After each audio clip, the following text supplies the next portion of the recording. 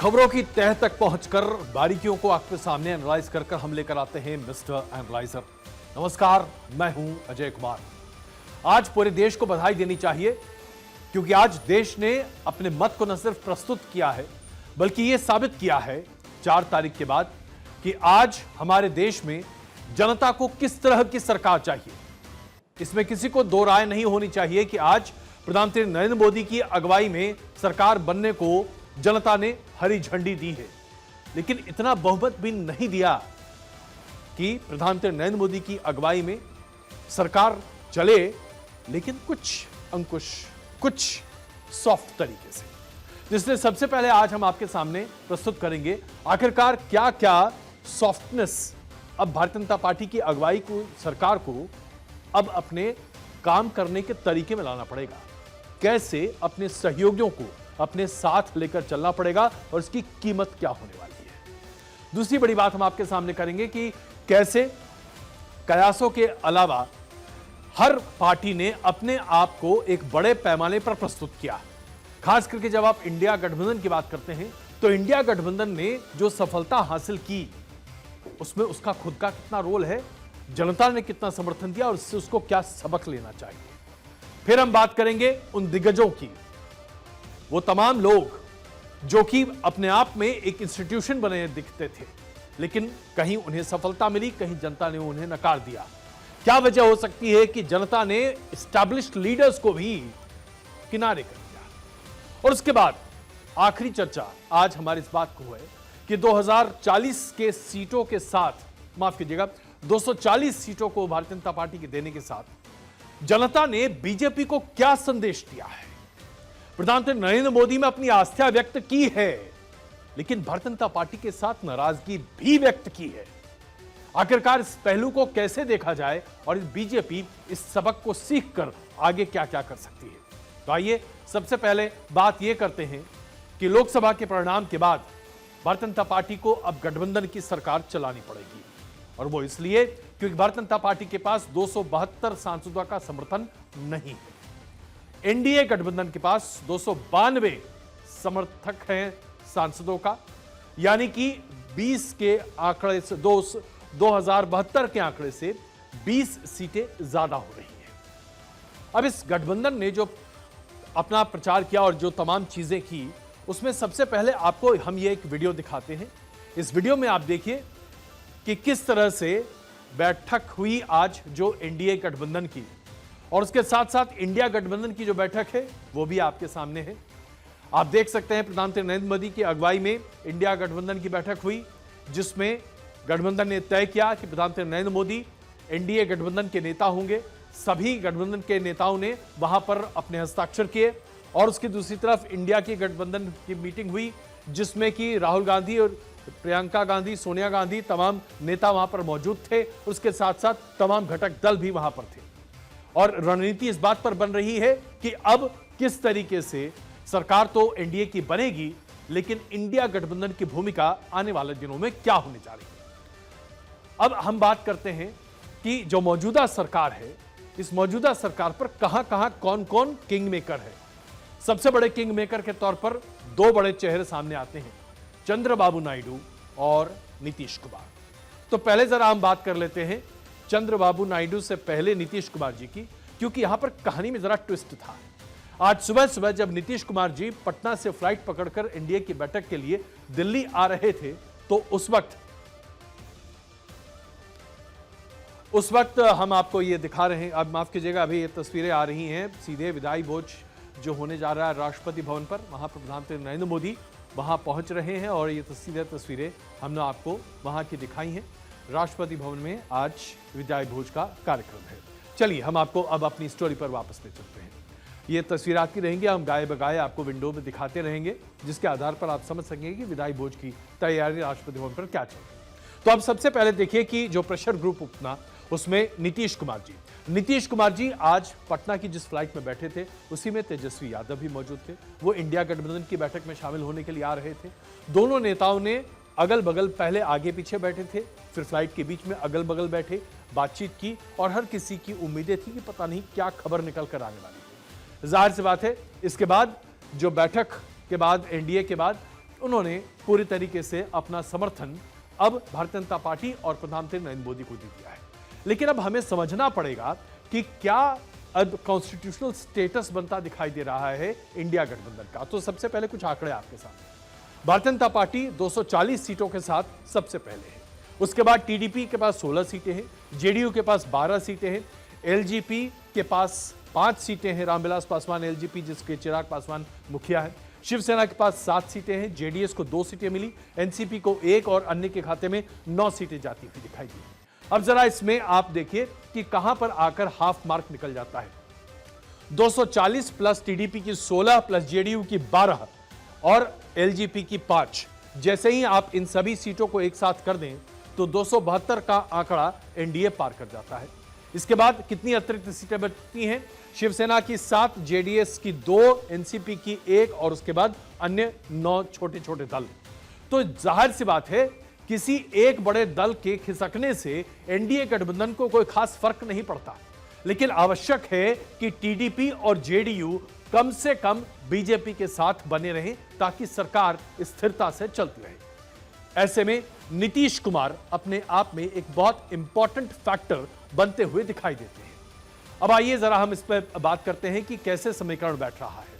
सबसे पहले टीडीपी की बात करते हैं। 16 सीट जीतकर टीडीपी अहम भूमिका में यहां पर आगे आ रही है और टीडीपी ने जो अपनी चीजें सामने रखी हैं वो किंग मेकर की भूमिका में पहले भी आ चुकी है। भारतीय जनता पार्टी और एनडीए के समर्थन में पहले भी आ चुकी है। 16 सीट जीतने के बाद एनडीए को चंद्रबाबू नायडू की सरकार में एक बड़ी हिस्सेदारी मिलती दिखाई दे रही है। इसके लिए चंद्रबाबू नायडू ने जो मांगे सामने रखी हैं वो अपने आप में बहुत जबरदस्त हैं। जैसे कि चंद्रबाबू नायडू ने कहा है कि शायद, ऐसा सूत्रों के हवाले से खबर आ रही है, कि लोकसभा स्पीकर का पद उनको मिलना चाहिए।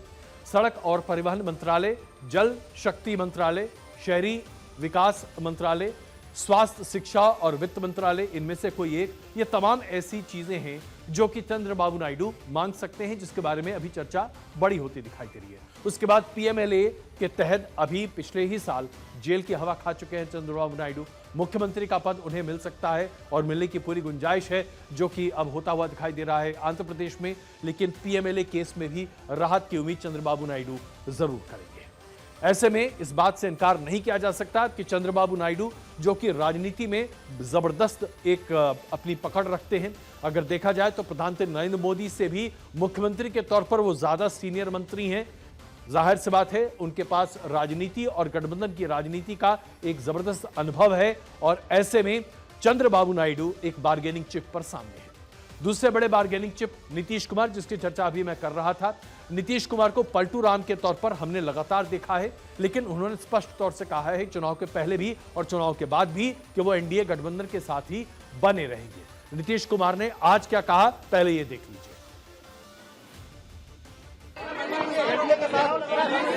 सरकार तो बनेगी ही, बनेगी। जाहिर सी बात है ऑडियो बहुत क्लियर नहीं था, लेकिन नीतीश कुमार ने यही कहा कि वो एनडीए गठबंधन के साथ है। नीतीश कुमार भारतीय जनता पार्टी के सबसे भरोसेमंद साथी बनने की कोशिश कर रहे हैं, लेकिन जाहिर सी बात है यह भरोसा नीतीश कुमार यूं ही नहीं देने वाले। नीतीश कुमार अपने पार्टी के लिए, ऐसा माना जा रहा है कि 4 मंत्रालय की मांग कर रहे हैं, जिसमें से 2 कैबिनेट मंत्रालय और 2 राज्य में मंत्रालय उनकी चाहिए। 2 राज्य मंत्रालय कैबिनेट में उनको चाहिए। इसके साथ साथ बिहार के लिए विशेष दर्जे की मांग भी वो कर सकते हैं, जिसको लेकर वो लगातार चर्चा में रहे हैं। इसके बाद एक और बड़ा आश्वासन जो कि उन्हें भारतीय जनता पार्टी के नेताओं से और शीर्ष नेताओं से चाहिए कि जेडीयू में कोई तोड़फोड़ नहीं होगी। यह एश्योरेंस भी उनको चाहिए, क्योंकि उन्हें डर है कि ऐसा कहीं हो सकता है। चुनाव के बाद जिस तरीके से नीतीश कुमार का परफॉर्मेंस निकलकर सामने आया है, उसने नीतीश कुमार को इम्बोल्डन कर दिया है। और ऐसा क्यों हुआ, जरा देखिए। भारतीय जनता पार्टी ने 12 सीटों पर जीत हासिल की। उनका स्ट्राइक रेट अभी हम आपको ग्राफिक पर जो सामने दिखाने जा रहे हैं वो देखिए अभी आप। Vote share Bharatiya Janata party को 20.52% मिला, स्ट्राइक रेट 70.58% है और 17 प्रत्याशी उन्होंने उतारे थे, यानी कि 5 सीटों पर ये जीत नहीं हासिल कर पाए। जेडीयू ने भी 12 सीटें यहां पर जीती। जेडीयू को 16 सीटें मिली थी। जेडीयू का स्ट्राइक रेट 75% है और जेडीयू का वोट परसेंट 18.52% है। और जब आप देखते हैं चिराग पासवान की पार्टी लोक जनशक्ति पार्टी आर, तो यहां पर 5 सीटें उन्हें मिली थी, 5 की 5 सीटें उन्होंने जीती। स्ट्राइक रेट 100% है, वोट शेयर 6.47% है। यानी कि नीतीश कुमार और एलजेपी, इन दोनों पार्टियों ने अपने स्ट्राइक रेट को बीजेपी से ज्यादा अच्छा रखा है। यानी कि इन दोनों पार्टियों के पास आज कुछ न कुछ वसूलने के लिए भारतीय जनता पार्टी से बड़े पैमाने पर है। जैसा कि चिराग पासवान की बात कर लेते हैं। चिराग पासवान ने अपने चाचा पशुपति पारस को दरकिनार किया, टिकट खुद अपने लिए लिया। कौन कौन उम्मीदवार होगा इसका चयन उन्होंने खुद ही किया। उनकी पार्टी से सबसे कम उम्र की सांसद चुनी गई हैं, यह भी अपने आप में बहुत बड़ी बात है। इसके साथ साथ चिराग पासवान एक कैबिनेट में अपना पद ढूंढ रहे हैं और उसके साथ साथ एमओएस का एक पद भी पाने की कोशिश कर रहे हैं। तो ये हर दल अपने अपने तरीके से कुछ न कुछ अब भारतीय जनता पार्टी से डिमांड करता दिखाई देगा। इसके साथ साथ शिवसेना शिंदे ये भी 7 सांसदों के साथ हैं। शिवसेना शिंदे ने भी मांग की है कि कम से कम एक कैबिनेट पद और एक एमओएस उन्हें मिलना चाहिए। यहां तक कि अब जरा सोचिए, हम पार्टी के एक उम्मीदवार हैं और एक ही उम्मीदवार की जीत हुई है, उनकी भी मांग है कि उनको एक कैबिनेट पद दिया जाना चाहिए। भारतीय जनता पार्टी को अब कम से कम 10 साल के बाद गठबंधन की राजनीति की अपनी तमाम बारीकियों को और टैक्ट को एक बार फिर से सीखना और समझना पड़ेगा। इसके साथ साथ एक और बड़ी बात है जो निकल कर आ रही है। भारतीय जनता पार्टी को अब एनडीए के साथ मिलकर एक कॉमन मिनिमम प्रोग्राम बनाना पड़ेगा, ठीक वैसे ही जैसा आप भारतीय जनता पार्टी के सरकार के समय देखा करते थे। या फिर अगर आप देखें तो अहम मंत्रालय में बहुत बड़े बड़े मंत्रालय अपने सहयोगियों के साथ शेयर करने पर। इसके साथ साथ और क्या बदलाव आएगा? भारतीय जनता पार्टी अब कोई भी बड़ा फैसला खुद अपने आप पर नहीं ले पाएगी। सरकार अपने फैसलों को अपने सहयोगियों के साथ शेयर करेगी और सहयोगियों की रजामंदी के बाद ही बड़े फैसलों पर अमल किया जा सकेगा। और इसके साथ साथ कुछ और फैसले हैं जिनको लेकर अब सरकार को चर्चा करनी पड़ेगी विपक्ष के साथ भी, जैसे कि वन नेशन वन पोल। भारतीय जनता पार्टी 2014 से इसे लागू करने पर पूरी तरीके से एक रजामंदी बनाने की कोशिश कर रही है। अब भारतीय जनता पार्टी को इसके लिए काफी ज्यादा मशक्कत करनी पड़ेगी। यूनिफॉर्म सिविल कोड, इसे लागू करने की कोशिश भारतीय जनता पार्टी ने 2019 के बाद से तेज की थी, लेकिन इस कोशिश को अब भारतीय जनता पार्टी को या तो धीमा करना पड़ेगा या फिर अपने सहयोगी दलों और विपक्षी पार्टियों को एक पाले में लाना पड़ेगा। कुल मिलाकर अगर आप देखें तो भारतीय जनता पार्टी को अपनी फंक्शनिंग के स्टाइल को बड़े पैमाने पर 2014 से 2024 के बीच में जो स्टाइल थी उससे बदलकर अब एक तरह से सहयोग, समन्वय और एक साथ चलने वाली रणनीति के आधार पर बनाना पड़ेगा। हालांकि यह मुश्किल नहीं है, पहले भी किया जा चुका है। बीजेपी ने पहले भी किया है, कांग्रेस ने भी किया जब मनमोहन सिंह की सरकार थी। लेकिन क्या मौजूदा भारतीय जनता पार्टी की सरकार ऐसा करना चाहेगी? इसके लिए भारतीय जनता पार्टी के पास और कोई विकल्प नहीं है, क्योंकि आज ये गठबंधन की सरकार है। बड़ी स्टोरी आपके सामने आज जो हम प्रदर्शन देख रहे हैं इंडिया गठबंधन का, जहां पर इंडिया गठबंधन ने भारतीय जनता पार्टी को 240 पर सीमित किया है, ये इंडिया गठबंधन के लिए काफी बड़ी बात निकल कर आ रही है। इसमें कांग्रेस का प्रदर्शन अपने आप में जबरदस्त रहा है, अगर आप सिर्फ कांग्रेस के आधार पर देखें, क्योंकि देखिए हम बेस से तय करते हैं। बेस क्या है? 2014 में कांग्रेस पार्टी 44 सीट पर सिमट गई थी। उसके बाद 2019 में कांग्रेस पार्टी 52 सीट पर आ गई, यानी कि 8 सीटों का फायदा हुआ। और फिर उसके बाद 2024 में यानी कि अब 99 सीट पर भारतीय जनता पार्टी है। वोट शेयर का इजाफा अगर आप देखें तो बहुत ज्यादा नहीं है। 2014 में कांग्रेस का वोट शेयर 19.3% था, जो कि 2024 में बढ़कर 21.19% हुआ। लेकिन इंडिया गठबंधन ने कुल मिलाकर बहुत जबरदस्त तरीके से एनडीए को रोकने में सफलता पाई है। अब इसके लिए कई ऐसे लोग हैं जो अपनी अपनी वाहवाही ले सकते हैं, लेकिन सबसे पहले आज हम बात करेंगे राहुल गांधी की, क्योंकि राहुल गांधी ने आज यह साबित किया कि अगर उनकी वजह से कांग्रेस को जबरदस्त नुकसान झेलना पड़ा है, सालों साल झेलना पड़ा है, तो वही एक व्यक्ति हैं जिनकी वजह से आज कांग्रेस 47 सीटें एक्स्ट्रा जीतकर 99 के आंकड़े पर पहुंच पाई है। जाहिर सी बात है, राहुल गांधी की न्याय यात्रा ने कांग्रेस पार्टी के स्थानीय संगठन में एक ऊर्जा भरी है। किसानों के मुद्दे को उठाकर कांग्रेस पार्टी ने लोगों की नब्ज को पकड़ने की कोशिश की है। इसके साथ साथ जब हम बात करते हैं कि इंडिया ब्लॉक ने क्या क्या चीजें सामने रखी, तो इंडिया ब्लॉक ने कांग्रेस के नेतृत्व में जो गठबंधन बनाया और इसमें जो सीट बंटवारा हुआ, ये अगर पहले हो गया होता तो शायद फायदा मिल सकता था और ज्यादा, या बड़ा नुकसान भी हो सकता था। लेकिन जो गठबंधन हुआ और जो सीट अलायंस हुआ, उसने कई बड़े पैमाने पर उत्तर प्रदेश जैसे राज्य में बीजेपी की बढ़त को रोकने में सफलता पाई। दूसरी बात, कांग्रेस ने अपने कैंपेन में जातीय जनगणना या इंडिया गठबंधन की बात करें, जातीय जनगणना, बेरोजगारी, महंगाई, इन तमाम मुद्दों पर अपना ध्यान केंद्रित रखा। घोषणा पत्र के 25 गारंटी पर जोर दिया। कांग्रेस ने अपनी पिच पर अपने गेम को खेलने की कोशिश की और यह कांग्रेस पार्टी के लिए फलित साबित हुआ। अगर कांग्रेस पार्टी ने अपने पिच को छोड़कर बीजेपी के पिच पर जाकर लड़ाई करने की सोची होती, क्योंकि बीजेपी इसमें महारत हासिल करती है। 2014 और 2019 में भारतीय जनता पार्टी ने कांग्रेस को इसी आधार पर पछाड़ा, लेकिन कांग्रेस ने इस बार बीजेपी को वो स्पेस नहीं दिया और यह बताता है कि कांग्रेस अगर अपनी पिच पर खेले तो बेहतर परफॉर्म कर सकती है। और तीसरी और सबसे महत्वपूर्ण बात जो कांग्रेस के लिए, राहुल गांधी की 2 यात्राएं पैदल 10,000 किलोमीटर की यात्राएं, इसने कांग्रेस के कार्यकर्ताओं को कम से कम ये उम्मीद दी कि एक नेता है जो उनके साथ लड़ने और मरने के लिए तैयार है। प्रियंका गांधी का कैंपेन भी काफी हद तक काम आता दिखाई दिया और इसमें कोई शक नहीं है कि प्रियंका गांधी की वजह से अमेठी, रायबरेली और सुल्तानपुर, ये 3 सीटें कांग्रेस के लिए बहुत फलित होती दिखाई दी, और खास करके अमेठी और रायबरेली जहां कांग्रेस जीती, और सुल्तानपुर जहां पर की समाजवादी पार्टी को जीत हासिल हुई। उत्तर प्रदेश में समाजवादी पार्टी का अपने आप में एक बहुत बड़ा असर दिखाई दे रहा है। समाजवादी पार्टी इंडिया अलायंस में दूसरे नंबर की पार्टी बनकर निकली है। समाजवादी पार्टी की इस अभूतपूर्व सफलता के लिए सिर्फ और सिर्फ अखिलेश यादव को ही सिरमौर माना जा सकता है। उन्होंने साबित कर दिया कि वो अपने पिता मुलायम सिंह यादव से भी 2 कदम आगे निकले हैं। अखिलेश यादव ने अपनी तमाम कमजोरियों को समझते हुए, अपनी पार्टी की कमजोरियों को समझते हुए पीडीएफ फॉर्मूले पर पूरे तरीके से फोकस किया। इसकी वजह से उनको जो बहुजन समाज का जो समर्थन मिला वो जबरदस्त था। सीट के बंटवारे को लेकर अखिलेश यादव ने बहुत बुद्धिमत्ता का काम किया। यादव को सिर्फ 5 सीट मिले, ये सभी उनके परिवार के थे। इसके अलावा बाकी सारे नॉन यादव ओबीसी को और ईबीसी को टिकट्स दिए गए। 4 मुसलमान को टिकट समाजवादी पार्टी ने दिया और ये चारों मुसलमान उम्मीदवार चुनाव जीते हैं। यानी कि सीट डिस्ट्रीब्यूशन को लेकर समाजवादी पार्टी की जो सोच और लाइन और लेंथ रही, जबरदस्त रही। इसके बाद हम बात करते हैं महाराष्ट्र की। महाराष्ट्र में भी कांग्रेस पार्टी ने अपना जबरदस्त प्रदर्शन रखा है।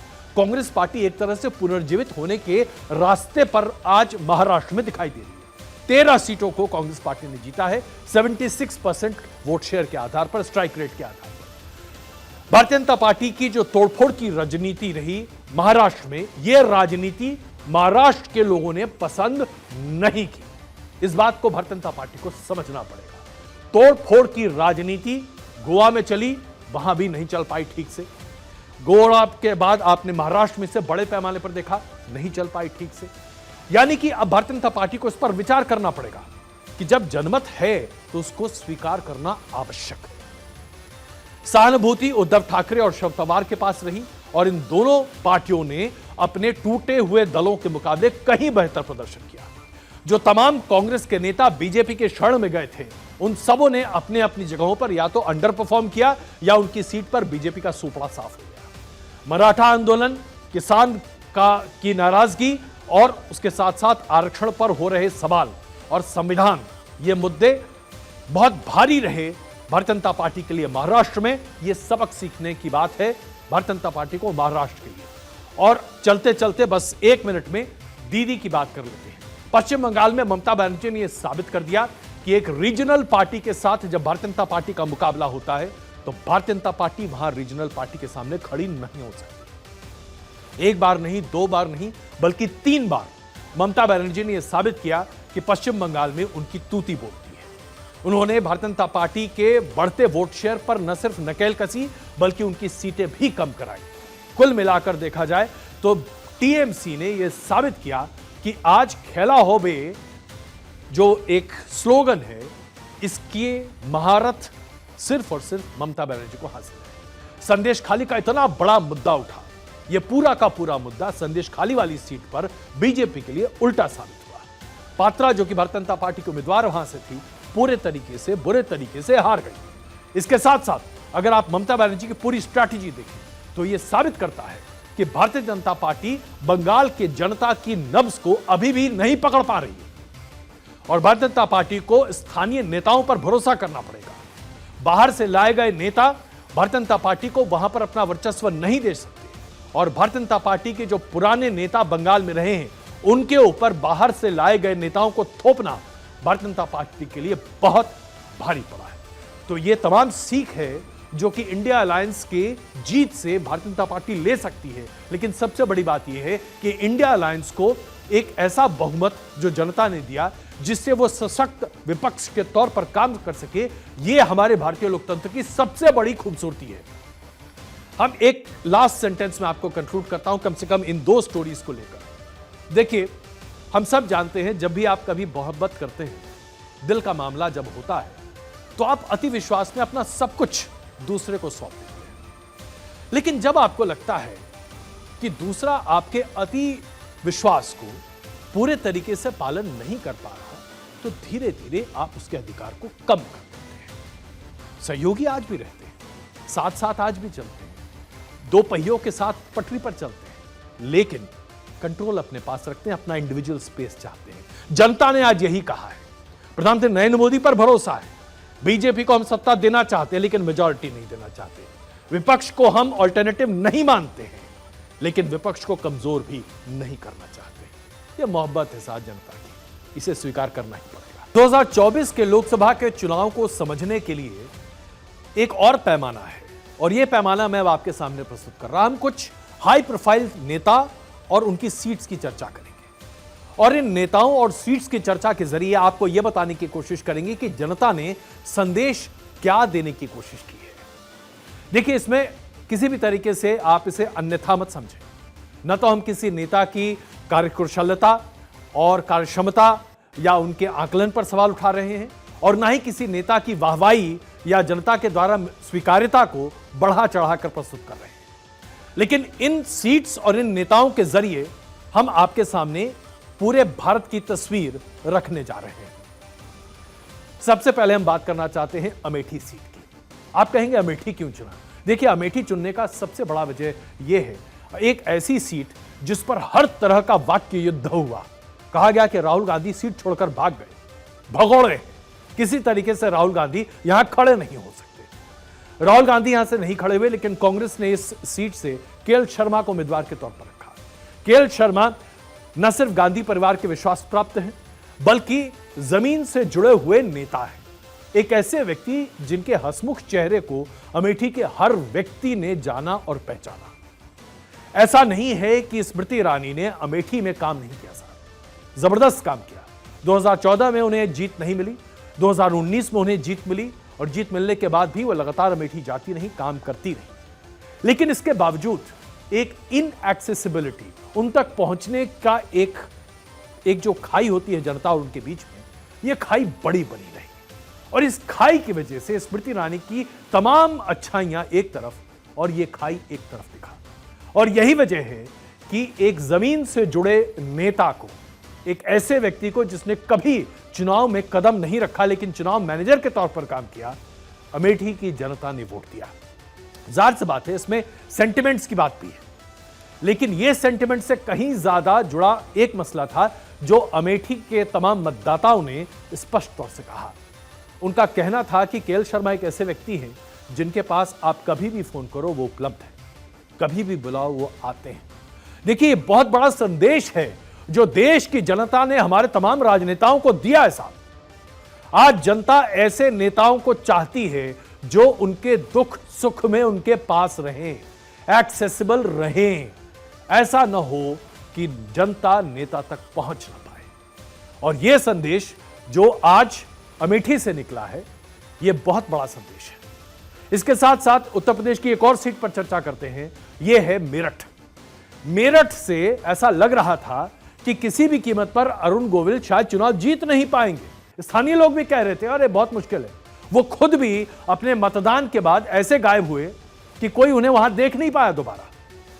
लेकिन मेरठ से अरुण गोविल की जीत यह बताती है कि जब पार्टी का संगठन काम करता है, और खास करके वो पार्टी जो कि पश्चिमी उत्तर प्रदेश में ध्रुवीकरण की राजनीति में महारत हासिल कर चुकी है, तो फिर कोई समीकरण उसके सामने आप रखिए फेल कर जाता है।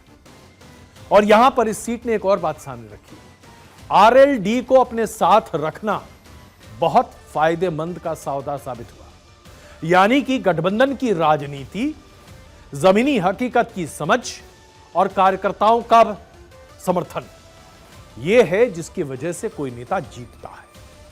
यानी कि एक मैसेज है जो कि सभी राजनीतिक दलों के लिए है। इसके बाद आइए और आगे बढ़ते हैं। कई ऐसी सीटें हैं जो हम आपके सामने प्रस्तुत कर सकते हैं, लेकिन अब आते हैं, हम बात करते हैं एक और सीट की जिसमें फैजाबाद। चलिए साहब, इस सीट को लेकर कल से मैं चर्चा कर रहा हूं। फैजाबाद की सीट को समाजवादी पार्टी के अवधेश शर्मा ने जीता। आप जरा सोचिए यहां पर क्या स्थिति रही। अवधेश शर्मा ने यह साबित कर दिया कि राम मंदिर निर्माण, प्राण प्रतिष्ठा, इन सबसे ज्यादा महत्वपूर्ण क्या है, रोजी रोटी और मकान। देखिए, अयोध्या में जबरदस्त विकास की परिस्थितियां बन रही थी। योगी आदित्यनाथ ने तो ऐसा लग रहा था जैसे कि अयोध्या को स्वर्ग ही बनाने की ठान ली थी। इसके बावजूद आम लोगों की जिंदगी वहां मुहाल थी। और उसकी वजह क्या है? अचानक से बढ़ते रियल एस्टेट के प्राइसेस, काम का कम होना, तमाम बड़े कॉन्ट्रैक्ट्स और तमाम बड़ी चीजें उत्तर प्रदेश से बाहर के लोगों को दिया जाना, ये जो फैक्टर है, यानी कि स्थानीय वर्सेस बाहरी, बड़े पैमाने पर अयोध्या में काम कर गया साहब। और भारतीय जनता पार्टी ने जो कहा उसे पूरा किया। इसके बावजूद फैजाबाद और अयोध्या की जनता ने मुनासिब पाया कि वो उस पार्टी को वोट दें जिसने रोजी रोटी, कपड़ा और मकान की बात की। यही बात निकल कर आती है साहब, अगर पेट भरेगा तभी भक्ति है, तो पहले पेट फिर राम। यह बात भी राजनीतिक दलों को याद रखना चाहिए। फिर बात करते हैं, चलिए, मंडी सीट की। यह कहावत आज से नहीं बल्कि कई चुनावों से चली आ रही है, जिसने मंडी जीता उसने देश जीता। भारतीय जनता पार्टी ने मंडी की सीट जीती साहब। देखिए, 240 पर है, लेकिन देश पर सत्ता आज भी भारतीय जनता पार्टी की अगुवाई में एनडीए सरकार ही करने जा रही है। कांग्रेस ने विक्रमादित्य सिंह को यहां पर उतारा। विक्रमादित्य सिंह कंगना रनौत के सामने हार गए। अब आप कहेंगे भाई ये कैसे हुआ? राजपूत हैं, राज परिवार से आते हैं, हिमाचल प्रदेश के हैं, फिर भी हार गए। इसकी बहुत बड़ी वजह थी उनकी इनएक्सेसिबिलिटी। उनकी मां जो कि यहां पर सांसद थी, दोबारा चुनाव लड़ना नहीं चाहती थी प्रतिभा से। और खुद विक्रमादित्य सिंह भी चुनाव इसलिए लड़ने आए क्योंकि उन्हें लगा कि शायद वो जीत सकते हैं, क्योंकि कंगना रनौत सामने है। लेकिन कंगना रनौत के पीछे भारतीय जनता पार्टी का पूरा काडर खड़ा था और विक्रमादित्य सिंह के पीछे उनका अहम खड़ा था। यही वजह है कि जनता ने काडर के साथ मिलकर कंगना रनौत को जिताया और विक्रमादित्य नहीं जीत पाए। अब एक और बात देखिए, शिवराज सिंह चौहान, उत्तर प्रदेश के पूर्व मुख्यमंत्री साहब, क्या जीत हासिल की इन्होंने। 8 लाख से भी ज्यादा मार्जिन से शिवराज सिंह चौहान ने जीत हासिल की है। शिवराज सिंह चौहान के लिए सिंपैथी फैक्टर जनता में जबरदस्त है। शिवराज सिंह चौहान को 3 टर्म मुख्यमंत्री के तौर पर मध्य प्रदेश में स्वीकारा। मध्य प्रदेश की राजनीति को उन्होंने एक जगह दी, लेकिन जब उन्हें हटाया गया तब जनता ने उसे सर पर ले उठाया। कुल मिलाकर देखा जाए तो शिवराज सिंह चौहान जैसे नेताओं ने साबित किया कि भारतीय जनता पार्टी के पुराने घोड़ों में आज उतना दम है जितने बाहर से लाए इंपोर्टेड घोड़ों में है नहीं है। यानी कि भारतीय जनता पार्टी के जो ट्रस्टेड लीडरशिप है उस पर भारतीय जनता पार्टी को भरोसा करना चाहिए। और यह बात इसलिए भी निकल कर आती है कि जब आप इसे राजस्थान से देखते हैं, वसुंधरा राजे के बेटे की सीट पर उनके बेटे की जीत यह बताती है कि वसुंधरा राजे अगर फुल फॉर्म में राजस्थान में कैंपेन कर रही होती तो भारतीय जनता पार्टी के लिए जबरदस्त फायदा होता। एक और आखिरी बात, हालांकि कई ऐसी सीटें हमने छांट कर रखी थी लेकिन वक्त की कमी है। तृणमूल कांग्रेस की महुआ मोइत्रा, एक ऐसी सांसद जिनको आरोपित कर संसद से बाहर किया गया, निष्कासित किया गया, लेकिन जनता ने संसद से निष्कासन को धता बता दिया। महुआ मोइत्रा न सिर्फ चुनाव जीत कर आई हैं, बल्कि उन्होंने यह भी साबित किया है कि उनके ऊपर लगे तमाम आरोप जनता के गले के नीचे उतरे नहीं साहब। उनका पब्लिक कनेक्ट काम आया, तृणमूल कांग्रेस का लोकल इंफ्रास्ट्रक्चर काम आया और एक राज परिवार से चुनी गई उम्मीदवार को महुआ मोइत्रा ने यह साबित कर दिया कि भले आप राज्य परिवार की हों, लेकिन जनता को आप में भरोसा नहीं है। यानी कि पेडिग्री, परिवार मायने नहीं रखता, आपका काम जनता के बीच में मायने रखता है। ऐसे कई और सीटें हैं साहब जो आपको बताती हैं कि भारतीय राजनीति के जो पूरे गुण हैं वो क्या क्या निकल कर आ सकते हैं। और कुल मिलाकर एक छोटी सीट और बात कर लेते हैं, अधीर रंजन चौधरी साहब के बारे में कैसे छोड़ दें। देखिए, यूसुफ पठान की जीत यह साबित करती है कि भले ही आप गुजरात के एक व्यक्ति को लाकर पश्चिम बंगाल में चुनाव लड़ा दें, लेकिन अगर उसके पास पब्लिक कनेक्ट है तो एक व्यक्ति जिसके नाम पर गुंडागर्दी, दबाव और रोक टोक बोल की तमाम आरोप लग रहे हैं, जिसका जनता से कनेक्ट खत्म हो गया है, उसके लिए बड़ी नसीहत है। हम आपको हटाकर किसी ऐसे व्यक्ति को चुन सकते हैं जो हमारे राज्य का भी नहीं है। तो इस देश ने जनादेश अपने अपने आधार पर बड़े पैमाने पर दिया है और यह बताता है कि आज हमारे देश की जनता को समझना पड़ेगा, सीखना पड़ेगा। इससे बड़ी सीख और क्या हो सकती है कि पंजाब में अमृतपाल सिंह की जीत हुई है साहब।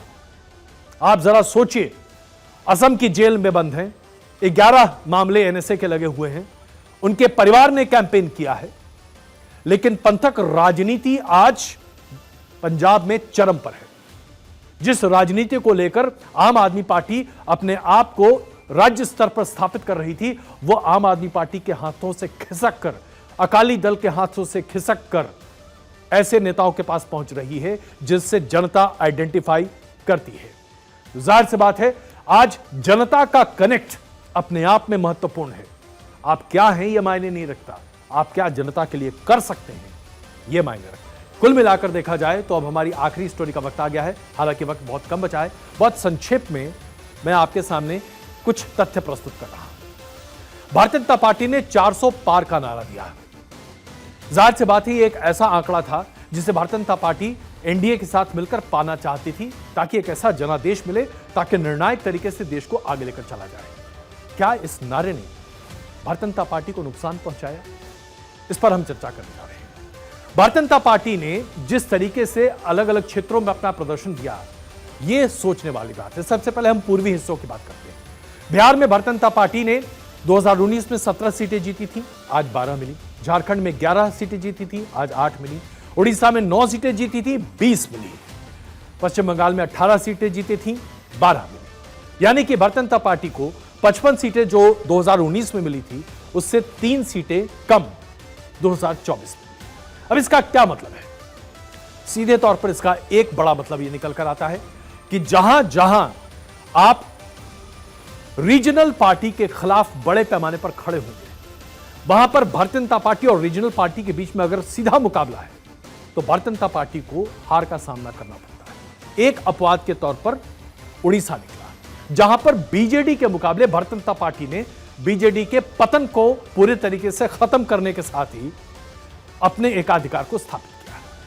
लेकिन अगर आप बंगाल को देखें, अगर आप बिहार की राजनीति को देखें, झारखंड को देखें, तो ये बातें निकल कर आती है। झारखंड में पॉइंट नोट करने वाली है, चारों की 4 शेड्यूल्ड ट्राइब की सीटें भारतीय जनता पार्टी हार गई।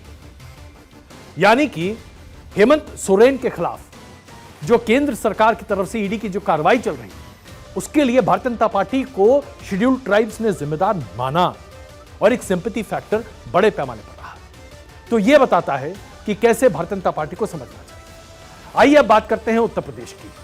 उत्तर प्रदेश अपने आप में बहुत ही महत्वपूर्ण है साहब। उत्तर प्रदेश में भारतीय जनता पार्टी ने 2019 में जो पाया था वो अपने आप में जबरदस्त था, लेकिन आज उत्तर प्रदेश में भारतीय जनता पार्टी की स्थिति क्या है, देखिए आपके सामने है। यह हम उन राज्यों की बात कर रहे हैं उत्तर की। उत्तर प्रदेश में 62 सीटें जीती थी, 33 पर आ गए हैं। उत्तराखंड की 5 बहाल है। हरियाणा में 10 थी, 5 आ गए। हिमाचल प्रदेश में 4 थी, 4 मिले हुए हैं। जम्मू कश्मीर में 2 थी, 2 पर बहाल है। पंजाब में 2 थी, आज 0 है। दिल्ली में 7 थी, 7 है। यानी कि 92 में से 56 सीट ही मिली। 36 सीटों का नुकसान, जिसमें से सबसे बड़ा नुकसान उत्तर प्रदेश। तो जाहिर सी बात है, उत्तर प्रदेश की क्या सीख है आपके सामने रखते हैं। सबसे पहले उत्तर प्रदेश को मिलाकर यह समझना पड़ेगा कि आपको ये एक ऐसे आधार पर आप बात कर रहे हैं जहां कास्ट कॉम्बिनेशन अगर आपने नहीं साधा तो दिक्कत होती है। और यहीं पर 400 पार का नारा भारतीय जनता पार्टी के लिए नुकसानदेह साबित हुआ। शेड्यूल्ड कास्ट का पूरा वोट समाजवादी पार्टी के पास जाता हुआ दिखाई दिया, जो कि 2014 और 19 में बीजेपी के पास बड़े पैमाने पर था। इसके साथ साथ दलित पार्टी बीएसपी का दमन भारतीय जनता पार्टी के द्वारा बड़ा बैकफायर कर गया। दलित वोट पूरे तरीके से समाजवादी पार्टी के पास गया, जहां पर पहले से ओबीसी वोट बड़े पैमाने पर था। यानी कि उत्तर प्रदेश ने बहुत कुछ सिखाया है भारतीय जनता पार्टी को। अब आइए हम मध्य और पश्चिम भारत की बात करते हैं। मध्य भारत और पश्चिम भारत में मध्य प्रदेश में 29 की 29 सीटें भारतीय जनता पार्टी ने जीती। 28 सीटें पिछली बार जीती थी, एक का फायदा हुआ। छत्तीसगढ़ में 10 सीटें जीती, एक का फायदा यहां लिया। राजस्थान में 14 सीटें जीती, 10 का यहां पर नुकसान हुआ। महाराष्ट्र में 10 सीटें मिली, 13 का नुकसान हुआ। गुजरात में 25 सीटें जीती, कांग्रेस को 2 दशक बाद यहां पर 1 सीट मिली। और गोवा में 1 सीट मिली, यहां पर कोई फायदा या नुकसान नहीं हुआ। कुल मिलाकर 22 सीटों का नुकसान यहां पर हुआ। यहां पर सीख कहां से मिलनी चाहिए? सीख राजस्थान और महाराष्ट्र, 2 राज्यों से। राजस्थान की सबसे बड़ी सीख क्या है आज भारतीय जनता पार्टी के लिए? स्थानीय नेतृत्व पर भरोसा करना पड़ेगा। राज्य के बड़े और कद्दावर नेता पर ज्यादा आपको भरोसा करना पड़ेगा। इसके साथ साथ जब आपके बागी उम्मीदवार होंगे और उसके साथ साथ लोग असंतुष्ट होंगे, इसका प्रभाव पड़ेगा। रणनीति के तौर पर कांग्रेस ने बेहतर तरीके से काम किया। भारतीय जनता पार्टी कंफ्यूज्ड दिखी। यही वजह है कि राजस्थान में बड़ा नुकसान हुआ। और उसके साथ साथ राजपूत वर्ग की नाराजगी राजस्थान में भारतीय जनता पार्टी को भारी पड़ी। इस बारे में सोचना पड़ेगा। इसके साथ साथ जब आप महाराष्ट्र की बात करते हैं, मैंने पहले ही कहा, तोड़फोड़ की राजनीति बुरे तरीके से बैकफायर कर गई। और सबसे बड़ी बात क्या निकली? किसी भी कीमत पर हम सत्ता में रहना चाहते हैं। यह मानसिकता लोग भारतीय जनता पार्टी के साथ नहीं जोड़ते हैं। इसलिए अगर आप देखें तो, और आप बात करते हैं केंद्र शासित प्रदेश, यहां पर भारतीय जनता पार्टी को कोई खास फर्क नहीं पड़ा। अब दक्षिण की बात करते हैं। कर्नाटक में 25 में से 17 सीटें मिली, 8 का नुकसान हुआ। आंध्र प्रदेश में 3 में से 3 फायदा यहां पर हुआ। तेलंगाना में 4 से बढ़कर 8 हो गई, 4 का फायदा हो गया। उसके बाद तमिलनाडु की बात करें, कोई भी सीट नहीं मिली। केरल में 1 सीट हासिल हुई। यहां पर क्या सीख मिलती है? तमिलनाडु में भारतीय जनता पार्टी ने अपना वोट शेयर बढ़ाया। कन्वर्टिबिलिटी का बड़ा इशू रहा। डीएम की आज भी बड़े पैमाने पर तमिलनाडु की जनता के लिए सबसे पसंदीदा पार्टी है, अगर आप लोकसभा की बात करें तो। और इसलिए भारतीय जनता पार्टी को यहां पर कुछ बड़े चेहरे, नए चेहरे की आवश्यकता है, जिसके आधार पर अपने जनाधार को लेकर आगे बढ़ सकते हैं, जो कि आपको केरल में देखने को मिला। केरल में 15% से वोट शेयर और ज्यादा बढ़ा भारतीय जनता पार्टी का, और यहां पर एक बड़े चेहरे की वजह से सफलता मिली, खाता खुला, जो कि अपने आप में बहुत बड़ी बात है। और उसके साथ साथ आप बात करते हैं, अगर आप पूरे तरीके से आपके देख लीजिए, ये जो पूरा स्ट्रक्चर बनता हुआ दिखाई दे रहा है अभी आपके सामने, तो क्या क्या सीख आज भारतीय जनता पार्टी को लेनी चाहिए और किस तरीके से भारतीय जनता पार्टी अपने आप को बेहतर परफॉर्म कर सकती है आने वाले 5 साल में। सबसे पहले और बड़ी बात, भारतीय जनता पार्टी को एक ऐसी पार्टी का रूप इख्तियार करना पड़ेगा जिसके लिए कोऑपरेशन, टॉलरेंस और उसके साथ साथ कोहैबिशन, यानी कि एक साथ मिलकर चलने की रणनीति पर आगे बढ़ना पड़ेगा। भारतीय जनता पार्टी ने विपक्ष की तमाम पार्टियों को जिस हे दृष्टि से देखा, इस हे दृष्टि से, तिरस्कार की दृष्टि से देखना बंद करना होगा। लोग अब इसे बर्दाश्त नहीं करना चाहते। लोग मानते हैं कि हर दल का, हर व्यक्तित्व का एक अपना स्थान है, एक अपनी जगह है, और उसके आधार पर आगे बढ़ना पड़ेगा। इसके साथ साथ भारतीय जनता पार्टी को जातीय समीकरण को पूरे तरीके से ड्राइंग बोर्ड पर जाकर फिर से गठित करना पड़ेगा और उसे संगठित करना पड़ेगा। चौथी बड़ी बात, भारतीय जनता पार्टी को अपने कार्यकर्ताओं को उत्साहित करना पड़ेगा।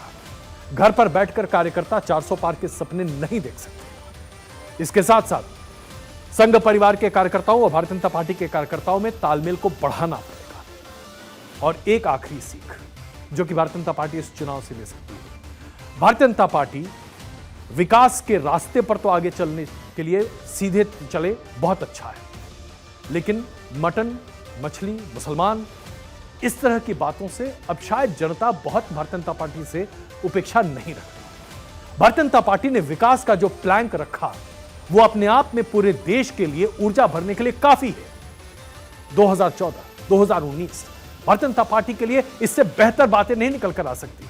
ऐसे में 2024 में विकास का प्लान, मोदी की गारंटी शायद बेहतर तरीका था इस चुनाव को लेकर आगे जाने का। आज भारतीय जनता पार्टी अपने विकास के प्लान पर वापस आ जाए तो जन समर्थन बड़े पैमाने पर भारतीय जनता पार्टी को मिलता दिखाई देगा। और एक आखिरी बात जो इस चुनाव से निकल कर आती है, बहुत सारे लोग आपको टीका टिप्पणी करते दिखाई देंगे, लेकिन इसमें आज भी कोई दो राय नहीं है। नेता के तौर पर प्रधानमंत्री नरेंद्र मोदी आज भी देश में सबसे पहले हैं, नंबर 1 है। देश की पसंद है, इसमें कहीं किसी को दो राय नहीं होनी चाहिए। उनकी लोकप्रियता आज भी उतनी ही है जितनी 2014-2019 में थी। 75% के आसपास प्रधानमंत्री नरेंद्र मोदी की लोकप्रियता है। इसे कमतर आंकना विपक्षी दलों के लिए अपने पैर पर कुल्हाड़ी मारने के बराबर है। दूसरी बड़ी बात, यह मैंडेट एनडीए को सरकार बनाने के लिए दिया गया है। यह मैंडेट इंडिया गठबंधन को सरकार बनाने के लिए नहीं दिया गया है। एक मजबूत विपक्ष का मैंडेट इंडिया गठबंधन के पास है। इंडिया गठबंधन ने सरकार बनाने की अगर कोशिशें की तो जाहिर से बात है इंडिया गठबंधन जनता के साथ विश्वासघात करती दिखाई देगी। कुल मिलाकर देखा जाए तो मैं इसे लोकतंत्र की खूबसूरती मानता हूं और यह मानता हूं कि जनता ही जनार्दन है। जनता ही तय करती है कहां किसको उठाना है, कहां किसको गिराना है, कहां किसे चेताना है और कहां किसे संभालना है।